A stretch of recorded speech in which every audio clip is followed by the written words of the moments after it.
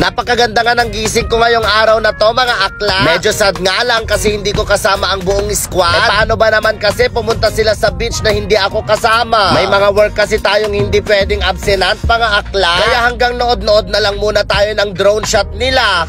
Naiinggit nga ako kasi ako lang yung wala, pero bawi tayo next time. Kaya habang nag-iisa ako dito sa content house ay may naisip ako bigla mga akla. What if idala ko ang beach dito sa content house? At para nga mas ramdam ang beach vibes mga akla, lutuin na din natin yung karaniwang linuluto pag nasa beach talaga tayo. Syempre hindi talaga mawawala dyan yung pangmalakasang ihaw-ihaw, lalo na tong karne na to at itong napakasarap na Bianca Rapsa na to. Ay iba yan, iba. Bale bukod nga sa ginagamot ko yung puso kong naiinggit sa mga ka-squad ko na nag-beach, meron pa tayong isang rason kung bakit nga ba natin dinadala tong beach dito sa content house. Uy mga akla, i-celebrate din natin yung 200,000 followers ko dito sa Facebook. Oo mga akla, 200,000 followers na tayo. Hindi yun magiging posible kung hindi dahil sa inyo mga akla. Kaya naman credit sa lahat ng mga followers ko dyan. Maraming salamat sa inyo. Salamat din sa nagluto nitong isda na to dahil naalis yung ulo. Bali kami nga lang ang magse-celebrate para sa 200,000 followers ko dito sa content house mga akla. Na timing ba naman nawala yung mga ka-squad ko? Buti na lang meron pa tong mga gang ko. Ang tatalo sa Bartek gang, ang Gayang gang. Chares. Nagugutom na nga ako kaya naman kinain ko na yung ulo-ulo ng hotdog. Ba't may ganon? Wala, ang init. Ano yan? Nagmamadali na nga kami dito mga akla kasi hinahabol ko pa yung oras ko sa Meraki. Tamang ligo-ligo nga si Bianca Rapsa dito kaya naman nainggit na ako. Kaya naman binanlawan ko na yung katawan ko at pumunta na ako kay Bianca Rapsa. Naku naman akla, kalahating tubig na yung nawala. Nawasa pa man din yan, mahal ang tubig. Chares. Syempre, ine-enjoy na lang natin yung pa-beach dito sa content house kasi wala na talaga tayong magagawa. Habang nga naliligo kami dito ay nagluluto pa rin si Poca Subia. Tapos nung nakita ko yung marshmallow, dali-dali akong tumayo at kumain. Pero bakit ganon may kaliskis yung marshmallow akla? Kainan na!